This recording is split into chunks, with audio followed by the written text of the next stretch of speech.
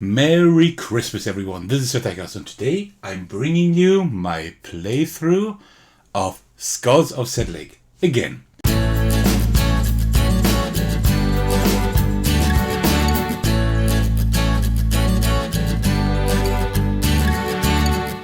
But this will be the Christmas edition.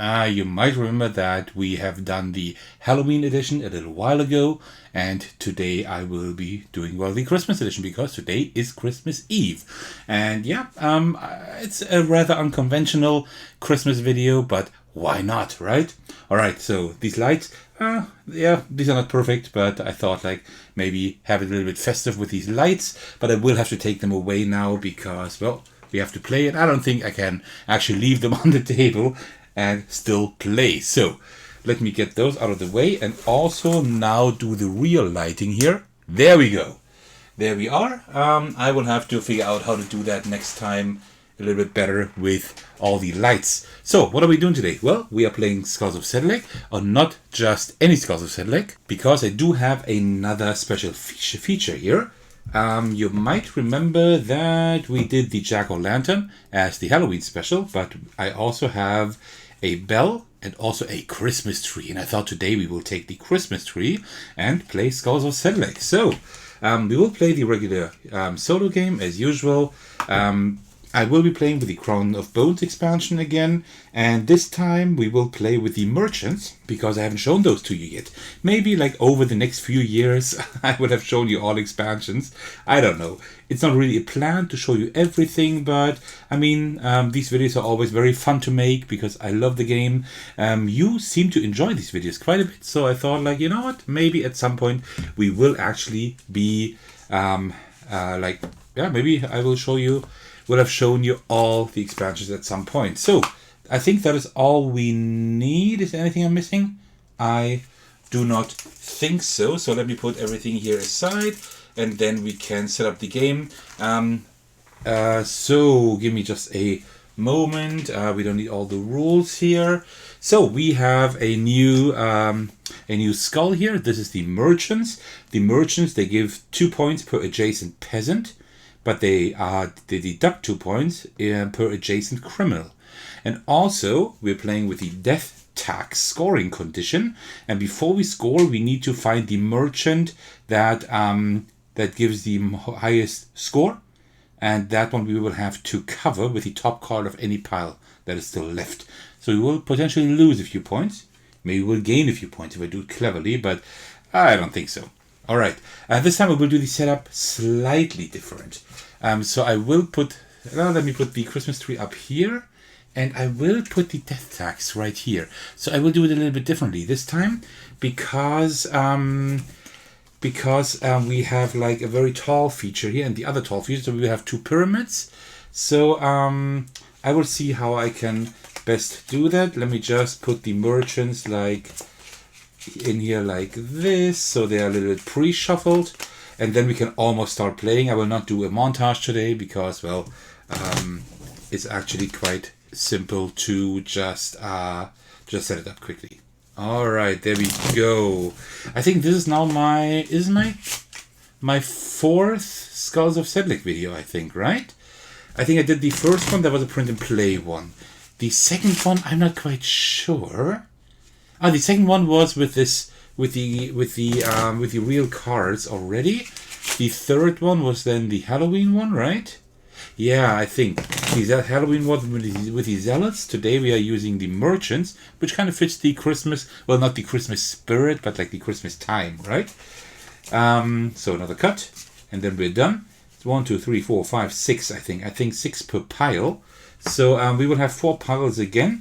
What I will do, I will put them all in the top right this time. This way I hope that the feature and also the stack will work.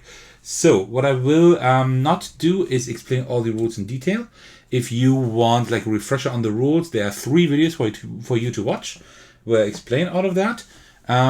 Today I will just explain the most important rules, but just to have a very quick overview, we need to build 2 shapes here from bottom to top. We will have the Christmas tree. We will start with these purple ones here down there, and we will have the stack, which is a 4, 3, 2 pyramid, and we need to arrange these skulls in such a way that we gain the most points. Every skull grants a different amount of points. There are two things that I can do. I can either dig or collect. Digging means I turn over up to 2 cards from these stacks, from these piles up here. Only 1 card if there's only 1 that I can turn over. And from all of those that I turned over, I need to place 1 immediately into my feature here on the left, the Christmas tree, or on the stack, which is the pyramid I described. The other thing I can do is collect. That means just taking a card that is face up already and put it either in the stack or in the feature. In a non-solo game, in a multiplayer game, I would have hand cards, and we draw cards into our hand and then place 1 down. This is nothing that I'm doing here in today's video because, well, I'm playing solo, and solo works a little bit differently. But that's like the gist of the rules. The rest you will figure out while we play, or you can just watch my other videos, which would be amazing. I would love that support. All right, so let's start. Let's just turn over. Let's just dig and turn over 2 cards here. The romantics, I would like to group those. I need to be careful with these criminals. We don't want the criminals by the merchants because, well, they grant negative points, which makes sense because the merchants the criminals probably steal from the merchants. That's kind of the idea behind it. At least I think so. So, I like this quite a lot. With this one, if you put this like toward the top, we could work with, I will do something differently. I will start with the Christmas tree because that one is quite tough to work with because these 3 cards are not connected, right? That means these are only connected to the cards above them. So I will actually start on the left here with my Christmas tree. And then I want to place this one here on top, but I can only do that. But I can probably do that immediately, actually. It almost looks like it. That should definitely work because this is the only card that supports that. So that would be great because then I will take this one. And we already have 2 romantics that belong to each other. That is pretty good. Okay, and then I will dig again, of course. So I dug, then I did 2 collect actions, and now we dig again. Let's take these 2 for now. We have a royal. Oh, we have the first merchant over there. Merchants, right, for peasants. This one is already there. Here it won't really do a whole lot. I could put the merchant down here and have the peasant on top, but then that's all the points I could get. So I think rather I will take this and put it in my stack. I'll just put it on the right. I can still like choose where I want to put it at the end. Okay, I'm not very happy with this card yet, actually. We want priests by the criminals, but I'm not able to put a card here yet because it needs support, and for that, so I need to build these 2 cards first. So let's dig again. Let's dig up these 2 here. So let's see. Another romantic. The priest and the criminals, these would work quite well together, to be honest. I think I will take these here. We don't want them right there. We do not want that. That is quite tricky, to be honest. But I think I will take this priest here and put it right beside the merchant. And then I will take this criminal. Will I do that? I think I'd rather take this criminal and put it right here. Like this. And then let's dig again and see what we can do. Another merchant. We have a peasant there. And we can combine them with another peasant. That would work. But I would need something here as well. Because I could put the merchant right here and the peasant there. But then I wouldn't be able to combine that. Well, I could still combine it with a romantic over here maybe later on. Yeah, I think that's what we can do. So I will scoot that. So that will be the very right of my stack. And then I will put the merchant right here and the peasant right here. So now this is the highest scoring merchant, and I will have to build over it later on. Let's see if we have to do that or not. So let's turn over 2 more cards. That is the romantic I would like here. But all these priests on one level is quite bad, actually. We want them on different levels, right? So let me think what we can do here. That is a little bit tough. The criminals here won't do anything. The peasant would be okay. I mean, the peasant would give a point. The criminal wouldn't. But that would be like a base that is tolerable. But I would have like the romantic, and that is pretty good. So I think I will do this here and put the romantic here. So like all these priests are like really bad, but okay. And our stack is already almost done. We still need to work on our Christmas tree. I told you that's like a pretty tough feature to work with, in my opinion. So let's dig a little bit. The royal.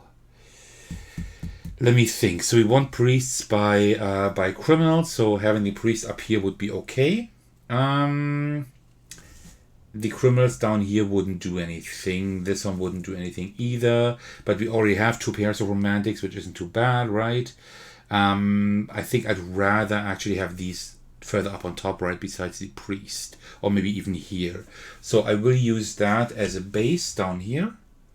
And then put this one here on top. So that royal will grant us 2 points for sure.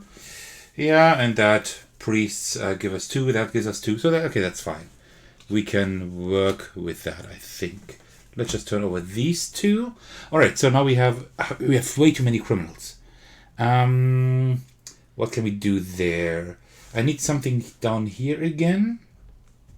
And then I could put another criminal up there. You know what? Let me do that. Let me put this one right here. And the criminal right here, like this. I would like a royal up there, maybe. And then this one I can either put there or there. Doesn't really matter too much. But we also still need merchants, but I can work there better with them. So I will put this one up here. I think that is not horribly bad. I don't think I'm playing a good game today, but, well, let's see. Let's see what we can do. So many priests again. Actually, these priests would be pretty good. Where would they be good? There or there? They're not merchants. You know what? I'm turning over these 2 as well. But now I need to place one of these 2. A royal. I want a royal up there. That is good. Let me see what we can do. I think what I could do actually is put this one here. And then put like these priests all here, because that gives us a lot of points. And then I would put the royal on top there. Like this. Because that royal now gives us 4 points. That is not too bad. This one gives us only 2. But still, I think this wouldn't be too bad. Because these all give us like a lot of points. These criminals. Alright, so up here. We only have 1 left. We can put this here. That one will give us like 3 points. That's not too bad. Do we risk it by turning over more cards and do something else? Like a royal would give us like 4 points. That would be much better. A top merchant would not be that great. But also I should turn over more cards so we know what we have to what we have to put on top here. So you know what? I will turn over 2 more cards. Okay. I can actually work with that. Let me put a royal here maybe. The royal would give us then 2, 3, 4 points. This one would give us only 3 points, and this one would actually give me also 4 points, but I will keep that there. I will tell you why in just a moment, because we're done. We have placed all 18 cards, so 4, 7, 9, and also here 3, 6, 9. So we have constructed our Christmas tree, which has like quite different ornaments to what you would usually expect. And then here we have our regular stack. So and now before scoring, right, I need to find the merchant that grants us the most points. We only have 2 merchants, so that was kind of a bummer that we only have that few merchants. All the merchants must be at the bottom of these stacks.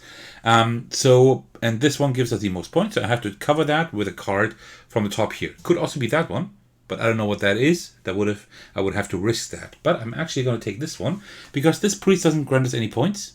This one grants us 4 points. If I put it like this, then that merchant would at least grant us 2 points. So I only lose 2 points. That could have been worse. So, and that's it. Now we can count up our points. Before we do, 2 things. First of all, I would like to see, yeah, there's another merchant and there's the other merchant. So of these 4 merchants, we only found 2. And the second thing is me having a sip of tea before we count up all our points.